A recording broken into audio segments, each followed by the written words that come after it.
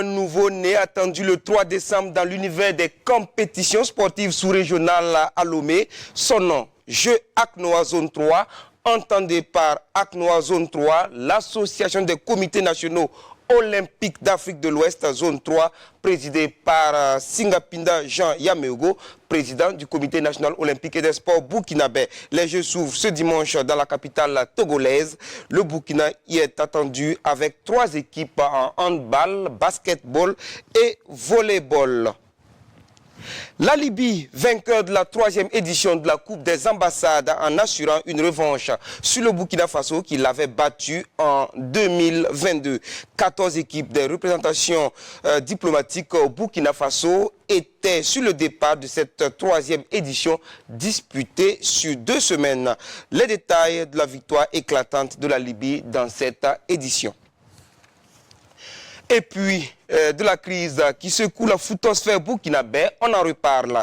Les protagonistes se sont retrouvés face aux médiateurs dans la salle de conférence du Comité national olympique et des sports burkinabé à Ouagadougou. Suite et fin de la médiation sur une note d'échec. Le médiateur laisse les protagonistes à leurs soucis et ils devront donc trouver d'autres voies de résolution de la crise. Le développement de ces titres dans un instant. Mesdames et messieurs, ravi de vous retrouver pour ce numéro d'Actu Sport. On se retrouve tout juste après la virgule.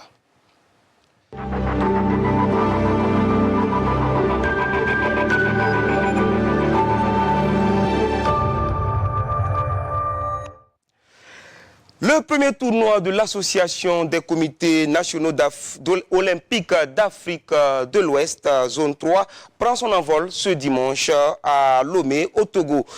Le Burkina Faso présente 3 équipes à ce rendez-vous sous-régional. En basketball, c'est une équipe de basket 3 contre 3 qui se prépare à Ouagadougou dans l'objectif de faire flotter le drapeau burkinabé en terre togolaise.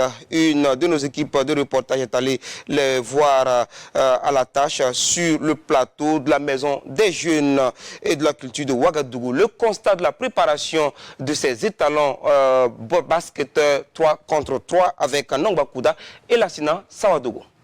Sont désormais 6 rescapés sous la houlette d'Ismaël Partonkone à s'entraîner ici, sur le plateau de la Maison des Jeunes de la Culture de Ouagadougou, avec cet éclairage qui est à revoir. Samira Toubakian, Raina Toubandé, Adama Dabare, Awa Maguette El Bakrokone, Zeina Fadima Sadongo, Rémi Judith Wenpanga Tapsoba et Téné Tambo Traoré se retrouvent ici tous les soirs depuis maintenant 3 semaines. Objectif pour ces filles, la Fédération burkinabé de basketball, préparer le tournoi 3x3 de l'ACNOA à Lomé, essentiellement réservé aux filles. Un tournoi de la zone 3 qualificatif pour les Jeux olympiques de Paris 2024. En sélection, on a pris pratiquement les meilleures, celles qui ont l'habitude de jouer 3 contre 3.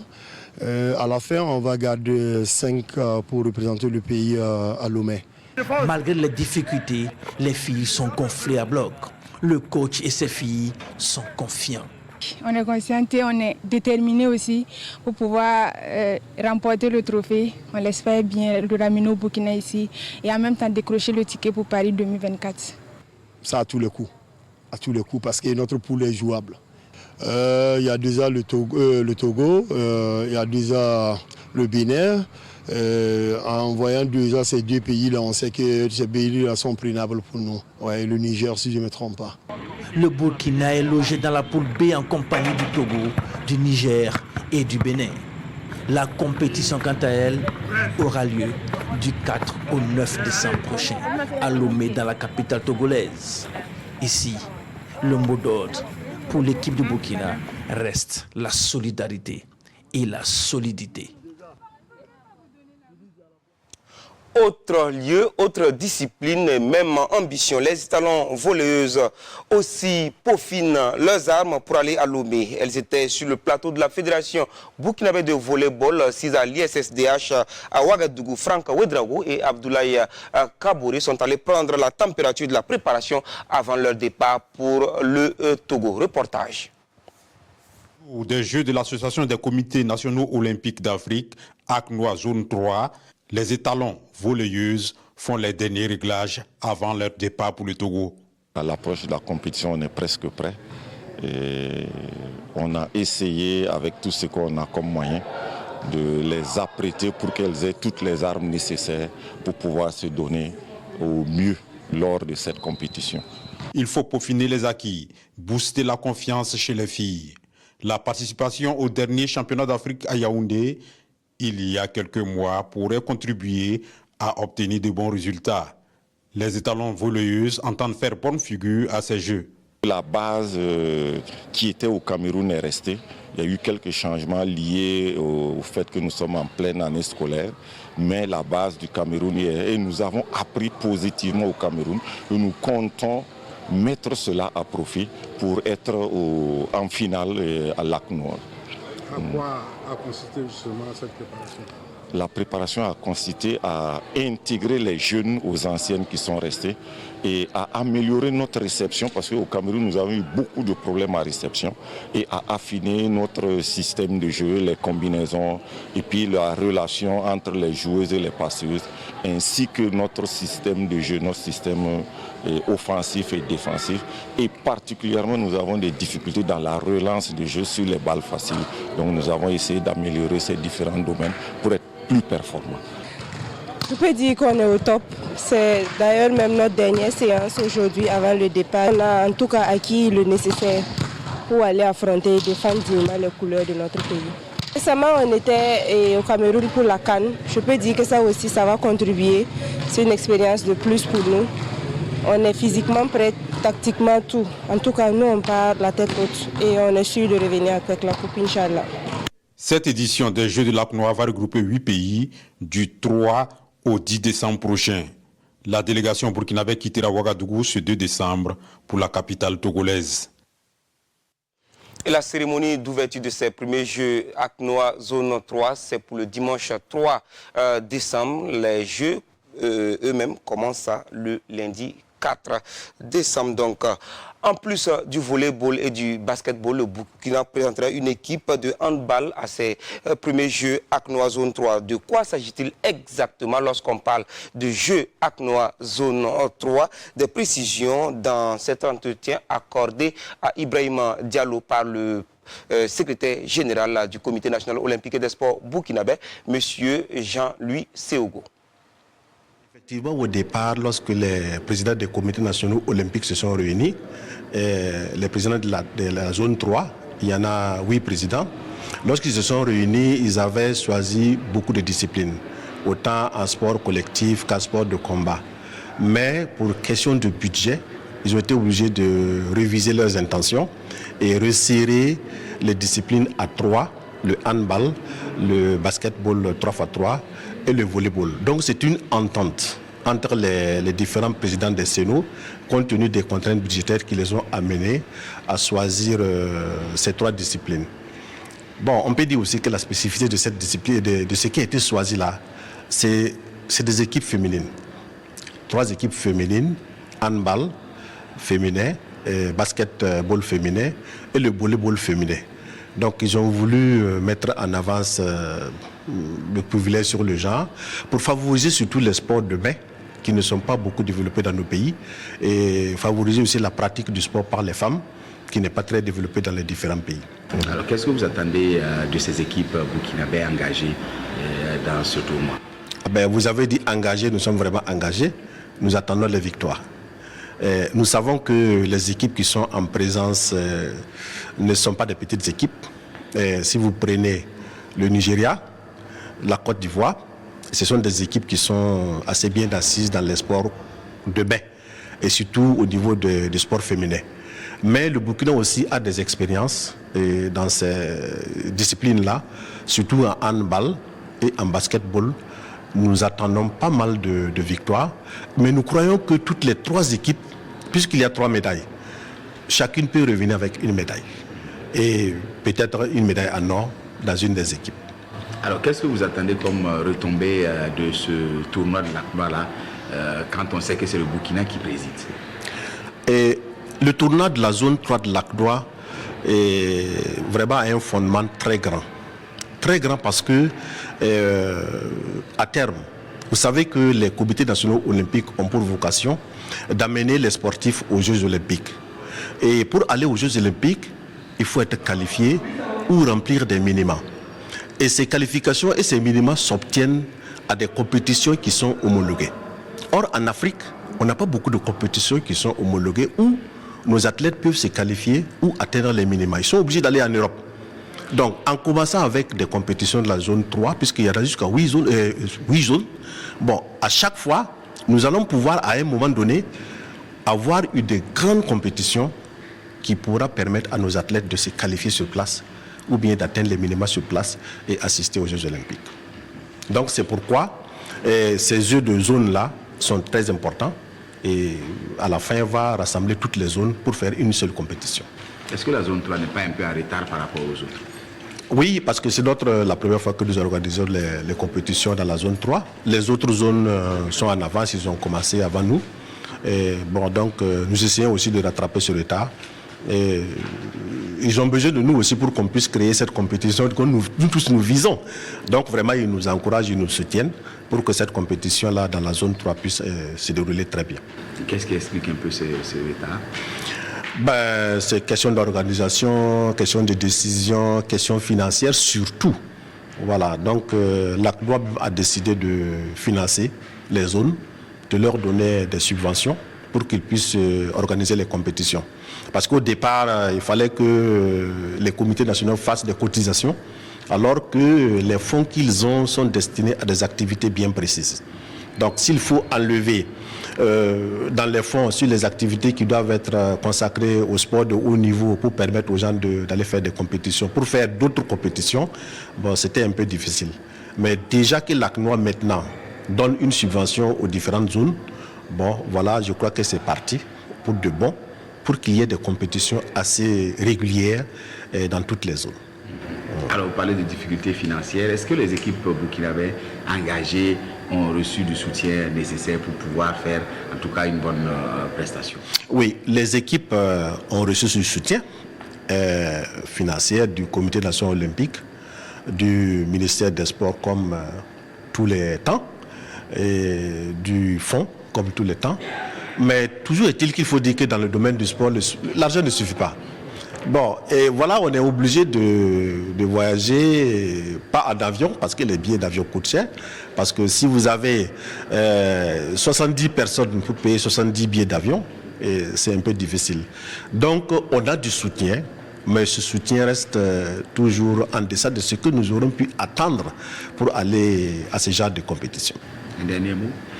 Un dernier mot, je souhaite que le voyage se passe bien, que les compétitions se passent bien, que nous puissions, chaque équipe, revenir avec au moins une médaille et que les retombées de cette compétition-là puissent être vraiment un point de départ pour que nous puissions créer notre compétition où les athlètes peuvent venir se qualifier et que tous ceux qui vont participer là se retournent satisfaits.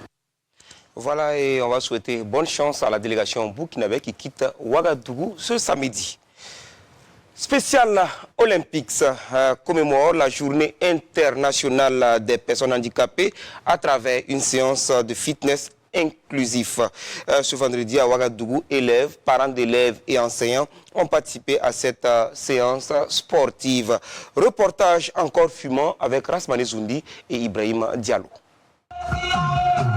Vaincre l'autisme par le sport, c'est possible. C'est pourquoi Spécial Olympics a choisi de commémorer la Journée internationale des personnes handicapées à travers cette séance de fitness inclusif. Ici, à l'école Wemtenga de Ouagadougou, élèves, parents d'élèves et enseignants sont en communion. Spécial Olympique est une organisation sportive d'abord, et puis pour qui connaît les vertus sur le plan social, en dehors du plan santé et autres, c'est que c'est un des meilleurs moyens pour faciliter l'inclusion de toute personne. N'en parlons pas des personnes souffrant d'autisme, quand on connaît un peu les difficultés qu'ils ont pour la socialisation. Pourquoi particulièrement le fitness? Alors, parce que le fitness rassemble beaucoup plus de monde, qui exercent ensemble, et puis qui font la même chose ensemble. Et à un moment donné, vous avez vu, on ne fait pas de différence. Tout le monde jubile pour s'exerce comme elle peut, tout comme il peut, pour que tout se passe bien. Cette séance de fitness a été riche en enseignements selon les parents d'élèves. C'était très agréable. J'ai aimé, j'ai vraiment beaucoup aimé. Et ça me donne des idées pour la suite.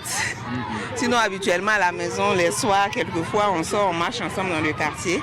Mais là, vraiment, c'était très agréable. Surtout avec la musique. Il aime bien la musique, il aime bien danser. Donc, vraiment, il était dans son élément. L'autisme étant un grave trouble du développement qui réduit la capacité à communiquer et à interagir, la Fondation Orange n'a pas hésité à s'associer à la célébration. Nous œuvrons dans le cadre de l'éducation, la santé et puis la culture. Et c'est dans le cadre de l'éducation que nous avons accompagné cette structure. Parce que ça a créé beaucoup de joie. Et nous avons été très contents d'accompagner cette activité. Vous-même, vous avez vu, les enfants, il n'y a pas de différence. C'est pour ça que nous agissons pour l'égalité des chances. Vous avez vu que tous les enfants étaient égaux ce soir. En plus du fitness, Special Olympics organise un forum qui va rassembler plus de 150 parents pour expliquer l'autisme et partager les meilleures attitudes. Un tour dans la cité du cuir pour parler de baseball. Cette discipline qui se ferait un passage dans le paysage sportif burkinabé a tenu les fans de Kaya et environ en haleine.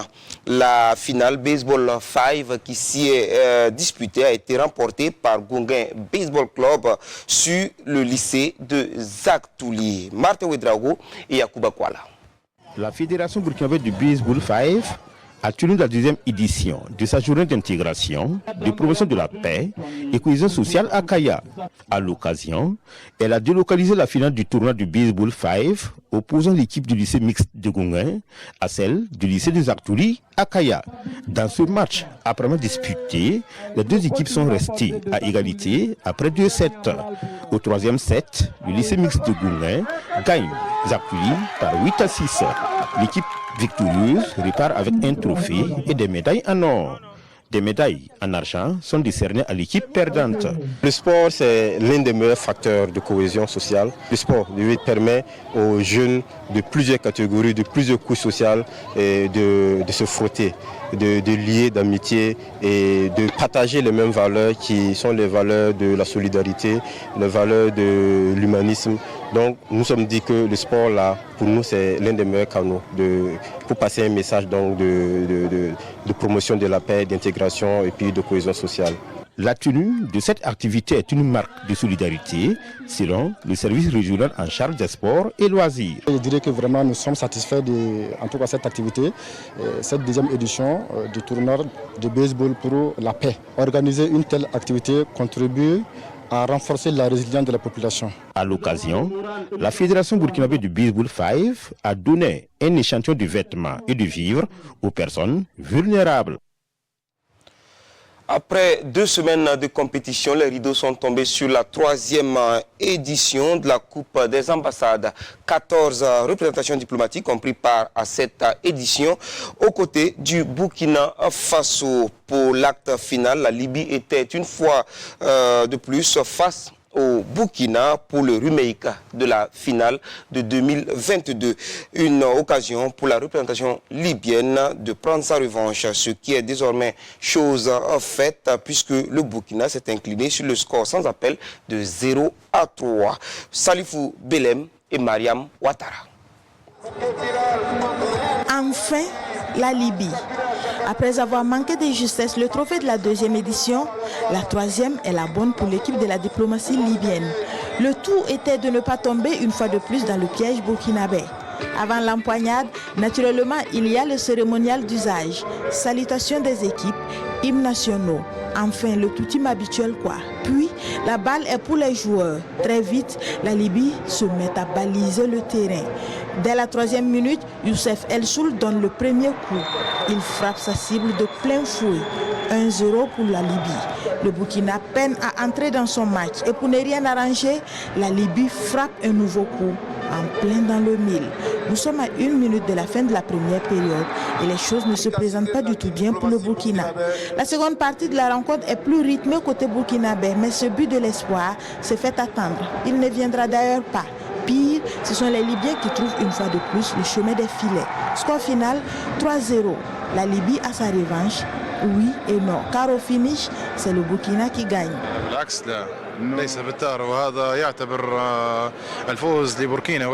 Moi j'estime que c'est le Burkina qui gagne dans ça. Dans toute finalité, c'est la diplomatie qui gagne. Je remercie le ministère en charge du sport d'avoir organisé cette compétition qui nous permet de se croiser et de se connaître les uns les autres et renforcer la relation qu'il y a entre nos différentes sensibilités. Les chancelleries qui ont répondu présents pour cette 3e édition, 14 en tout, plus le Burkina, soit 15 équipes pour 2 semaines de scène émulation et de brassage, le tout dans une ambiance festive. Le sport pour la cohésion sociale, c'est ce que nous venons de démontrer, le sport pour l'amitié entre les peuples. Et c'est ce qui est l'esprit de cette Coupe des ambassades. Donc ceux qui sont au Burkina Faso avec nous, nous avons voulu magnifier avec eux. Ils ont répondu vraiment présent. Et là, nous avons vu qu'il y avait un esprit de fair play. Chaque pays participant a fait de son mieux, s'est donné. Et c'était une très grande fête pendant ces 2 semaines. La diplomatie, c'est d'abord le contact, c'est le dialogue. Le sport, c'est aussi le contact. Et aujourd'hui, comme vous le savez, le sport est devenu un puissant levier de rayonnement. Et le rayonnement, ça fait partie des résultats que tous les diplomates recherchent. Donc à travers ces compétitions, ça nous donne l'opportunité de partager des espaces avec les pays qui ont leur représentation ici, mais aussi de donner un signal au monde que nous sommes un pays avec qui il faut compter. Aujourd'hui, il est plus facile de présenter son pays en citant un champion. Lorsque vous dites que vous êtes du pays des Iron Bibi, tout le monde retrouve facilement.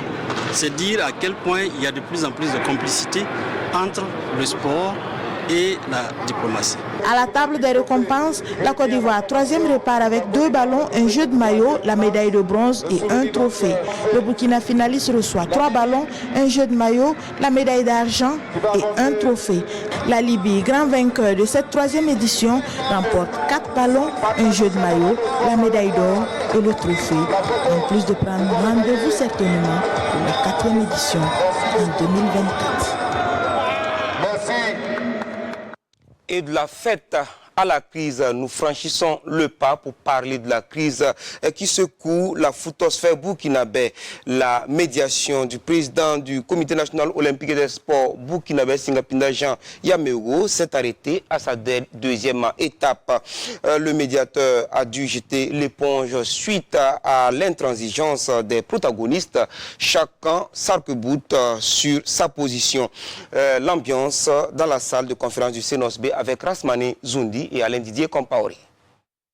À moins de 2 mois de la CAN Côte d'Ivoire 2023, le football burkinabé est dans l'impasse.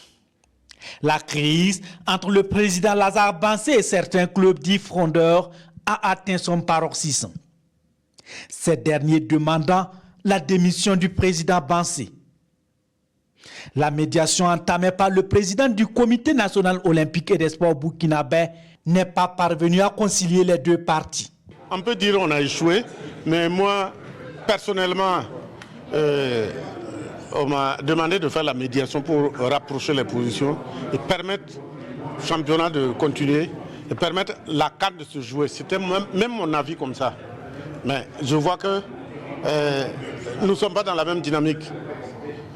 Ce qu'ils ont appelé frondeurs entre guillemets ne veulent pas céder d'un iota. C'est la démission du président Bansé qu'ils veulent. Je ne suis pas dans cette dynamique-là. Donc, ça sera déplorable qu'on parte à la CAN là avec cette atmosphère-là. En tous les cas, les signataires de la lettre demandant la démission du président Bansé sont clairs. La confiance est rompue et Bansé doit rendre le tablier. Nous avons considéré que si la fédération est notre papa, et non seulement il nous prive de manger, mais il prend ce que nous avons mis ensemble pour manger, aller donner à quelqu'un d'autre, nous estimons que ce n'est plus notre papa. C'est pour ça que nous avons demandé de partir, faute de quoi nous n'allons plus nous engager dans des activités que la fédération organise, notamment les compétitions et toute autre activité. C'est vrai qu'il y a des clubs qui ne sont pas d'accord avec nous. C'est aussi leur droit. Du côté des soutiens du président de la Fédération burkinabé de football, la préoccupation des acteurs du football à l'orée de la CAN et des élections doivent être à un autre niveau. Je pense qu'aujourd'hui, notre priorité devait être comment on se mobilise autour des étalons, comment on peut accompagner la fédération à mobiliser des ressources pour aller en Côte d'Ivoire. Moi, je crois que, au lieu de déplacer les problèmes, essayons de les résoudre. Et nous avons proposé que les textes soient relus et qu'on les adopte à temps pour que les élections prochaines, les règles de jeu soient claires, connues de tous. Moi, je suis dans ce registre-là. Moi, je ne suis pas dans le registre de chasser un individu. Les positions sont donc tranchées et le médiateur dit se dessaisir du dossier. En attendant peut-être une solution, les championnats nationaux de Ligue 1 et de Ligue 2 sont à l'arrêt aux grandes dames des entraîneurs, joueurs et supporters. Hier, les frondeurs ont fait une sortie médiatique pour réaffirmer leur position. Le président Lazare Bansé doit partir. Affaire donc à suivre. Et nos reporters de la Coupe des ambassades ont voulu en savoir davantage avec le ministre des Sports, de la Jeunesse et de l'Emploi. Dr Boubacar Savadogo espère que les protagonistes auront un sursaut d'orgueil pour sortir de cette crise à un mois de la Coupe d'Afrique des Nations, au moins où son département met les bouchées doubles pour une meilleure participation des étalons à la CAN Côte d'Ivoire 2023. Il s'exprime au micro de Salifou Belem et Maria Ouattara.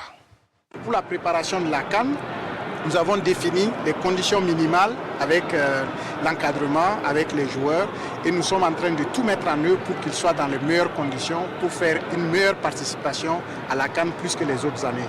Cette crise que l'on voit, ce n'est pas ça qui va nous empêcher de nous préparer. Actuellement même, que je suis en train de vous parler, une équipe est en Côte d'Ivoire pour, mettre en place le comité national d'organisation section Côte d'Ivoire, qui a été terminé. Tous nos compatriotes en Côte d'Ivoire sont hyper mobilisés. L'équipe est sur Yamoussoukro pour visiter les installations et ensuite elle va partir à Bouaké.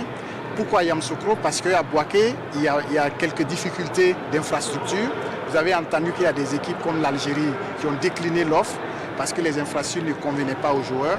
C'est ça, c'est la discussion avec nos joueurs aussi qui ont permis de dire il faut voir que ce qu'on met à notre disposition n'est peut-être pas ce qui est optimal pour faire une bonne compétition. Donc ils vont prospecter sur Yamoussoukro pour voir si on a de meilleures installations pour que l'équipe soit à l'aise. Parce que vous savez, avec l'autoroute, Yamoussoukro et Bouaké, c'est à peine 45 minutes. Donc on peut bien être basé là-bas et puis jouer aussi à Bouaké. Donc tout cela pour vous dire que nous sommes à pied d'œuvre en train de préparer tout cela. Donc nous espérons qu'avec les différentes approches qui sont en train de se passer, la crise va être derrière nous bientôt et que les amateurs du football vont reprendre de... Et on l'espère bien. Cette brève avant de poursuivre, le Mali est sur le podium de la Coupe du Monde FIFA U17. Les Aiglonnais ont écrasé les cadets argentins en match de classement 3-0 pour s'offrir la médaille de bronze mondiale. La grande finale se joue ce samedi entre la France et l'Allemagne. À midi, temps universel, un match à suivre en direct sur les antennes de la RTB Zénith. La première édition de la Coupe du gouverneur de la région de l'Est a livré son verdict samedi dernier au stade Nungu de Fadangourma. C'est l'équipe de la gendarmerie qui remporte la finale sur le score d'1-0 devant celle de la police. Le reportage est signé Aruna Kabouré et Ibrahim Sanou. Après la démonstration technique des directeurs régionaux face aux personnes déplacées internes des FADA enlevées des rideaux, place à l'affiche du jour. L'équipe de la gendarmerie en jaune face à l'équipe de la police en maillot orange-bleu. Une finale 100% FDS après 40 matchs joués avec 20 équipes inscrites pour cette première édition. L'esprit qui a prévalu tout au long de ces compétitions, c'était d'obtenir justement la tolérance, c'est d'obtenir un certain frottement entre les corps interprofessionnels et de pouvoir donc faire en sorte que les gens se découvrent, on vit ensemble sur ce terrain il était important qu'à travers donc, ces compétitions, de détourner un tant soit peu l'attention vers une vie positive, une capacité donc de pouvoir continuer de mener des activités dans cette atmosphère que nous vivons depuis un certain nombre d'années. Les deux équipes se tiennent en respect la première période de jeu avec un score vierge.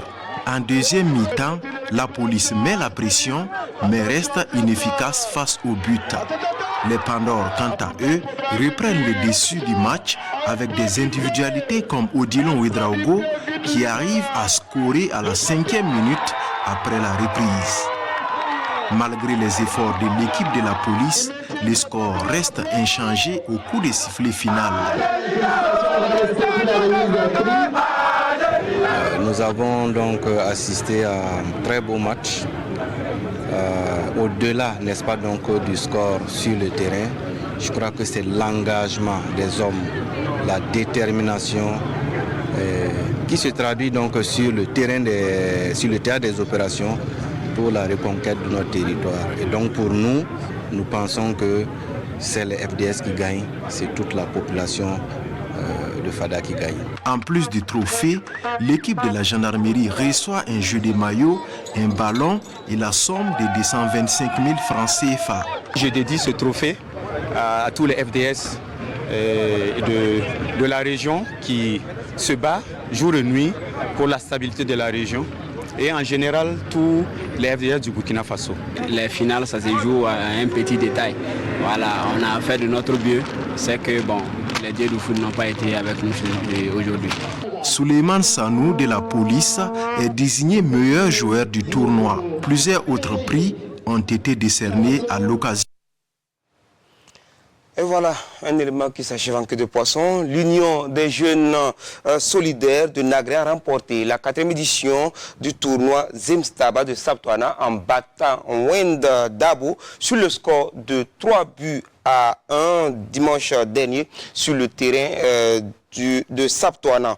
Un tournoi initié par Gomdago Mathias Nikiema dans l'objectif de réunir la jeunesse de Saptouana et des villages environnants. Le reportage sur les images de Sie Dilarien. 4 ans que ça dure et le temps semble donner davantage raison au promoteur du Maracana Zemstaba de Saptouana et son comité d'organisation. Pour la cohésion sociale, ils font feu de tout bois, l'engouement des équipes et la mobilisation du public leur servant de motivation. Pour ce 4e rendez-vous final, l'Union sportive des jeunes solidaires de Nagrin est opposée à Wendabo de Garguin en bleu céleste.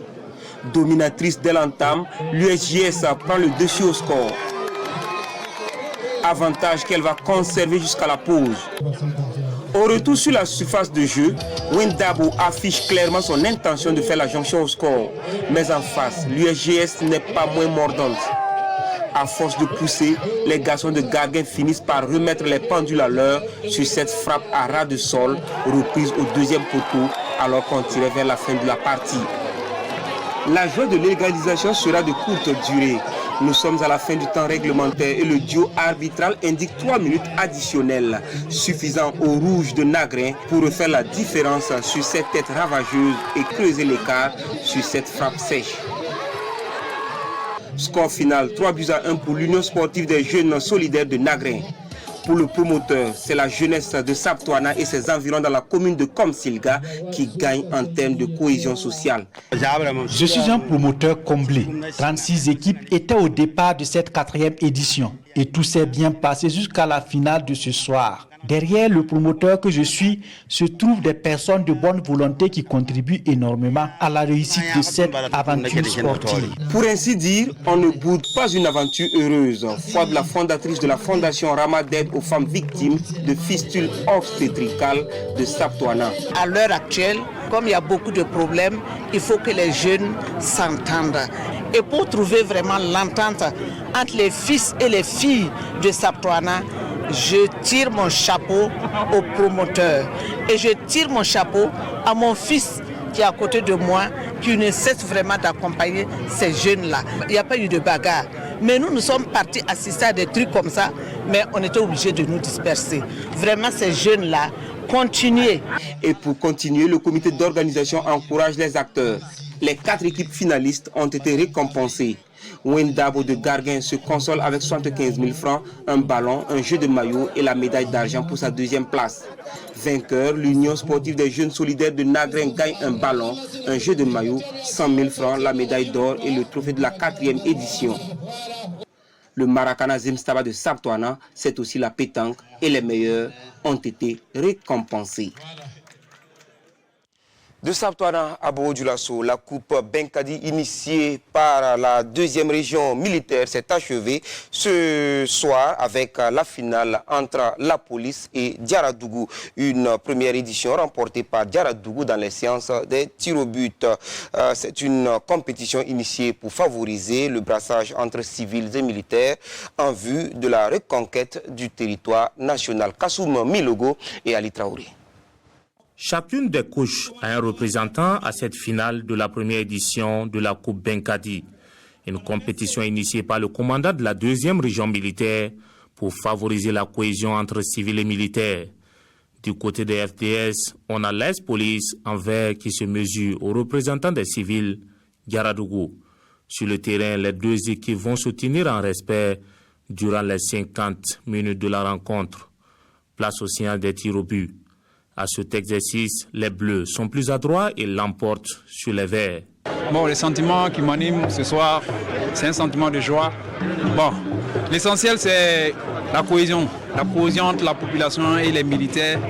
Vu que la situation au pays, avec les militaires, on essaie d'être un peu familiarisé avec les militaires. Et ça permet aux FDS et puis la population des SIA de se frotter. Puisqu'il y avait des équipes militaires, paramilitaires, VDP et civils. Donc c'est la cohésion sociale entre nous.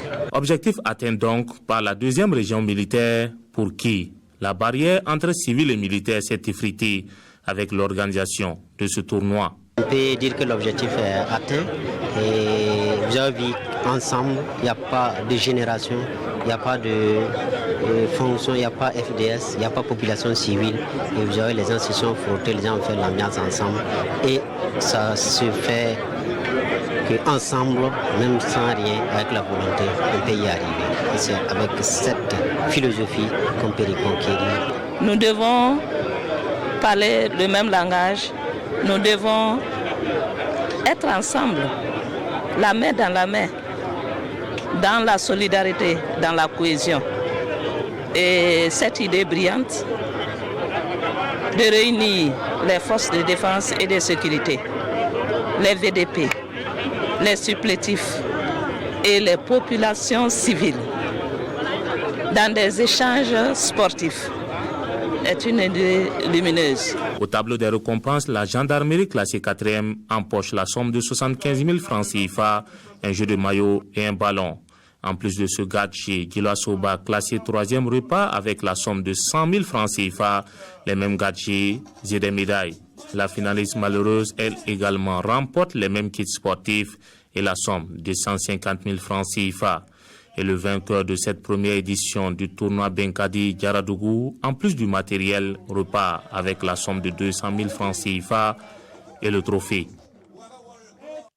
Et puis, une page triste dans ce numéro d'Actu Sport. L'ancien président du Racing Club de Bobo-Dioulasso, Adama Tapsoba, a tiré sa révérence dans la nuit du dimanche 26 au lundi 27 novembre dernier. Adama Tapsoba, après les hommages, a été accompagné mardi au cimetière municipal de Bobo où il repose désormais. Hamza Ganame et Ali Traoré. L'émotion est vive cet après-midi au secteur 21 de la ville de Bobo-Dioulasso. La famille de football en général et celle des Noirs et Blancs en particulier pleure la disparition de Adama Tapsoba, celui-là même qui a œuvré durant son existence pour l'épanouissement du Racing Club de Bobo-Dioulasso. On ne s'attendait pas à ça. Adama a fait tout pour le Racing. C'est un garçon qui est très bien, très poli, très respectueux. Tout ce qu'il devait faire, là, il est devenu président 2 fois. Pour qu'on devienne président 2 fois quand même, il faut le faire. Donc vraiment, aujourd'hui, je ne suis pas de moi, je ne vais pas de me faire la bénédiction seulement. Des bénédictions, Adama Tapsoba l'a reçu durant les 2 unités de Rakat qui constitue la prière mortuaire. Ensuite, le cap est mis sur le cimetière municipal où un hommage mérité lui est rendu. L'homme a vécu utile pour le football, il faut le dire, et j'ai eu la chance d'apprendre à ses côtés en tant que secrétaire général. Un travailleur, un homme de consensus, un homme de dialogue. Je me rappelle encore avec lui les titres que nous avons remportés ensemble pour le RCB et les projets qu'on avait bien pu faire pour le RCB et pour mettre le RCB dans la ligne des grands clubs à travers un plan décennal où nous avons pu faire jaillir des joueurs comme Manu Diawara, comme Koulibaly, le latéral des étalons. Au réveil que j'ai vu le message de son décès, ça m'a beaucoup attristé. Je pense qu'il aura lutté. Vous voyez qu'il est parti, il est revenu au Racing. Il s'est toujours en tout cas battu. Et c'est un homme extrêmement fidèle, un homme vraiment droit qui sait respecter la parole donnée. En tout cas, nous retenons de lui un homme assez calme, un homme qui va au charbon quand il le faut et qui reste assez réservé également quand il le faut. Nous l'avons vu 2 fois à la présidence de ce mythique club de Bobo de Lasso et nous avons toujours gardé en tout cas de très bons rapports. Autant d'éloges pour celui qui laisse derrière lui aujourd'hui une grande famille inconsolable. Adama Tapsoba, né en 1957, a été de 2005 à 2006 vice-président du RCB avant de gérer l'intérim de 2006 à 2008. Il effectuera 2 mandats pleins de 2014 à 2017 et de 2020 à 2022. Nos condoléances à la famille de l'illustre disparu. Merci de nous avoir suivis. Christelle Dabré-Paré vous retrouve lundi dans Intégral Foot. Excellent week-end à toutes et à tous. Bonsoir.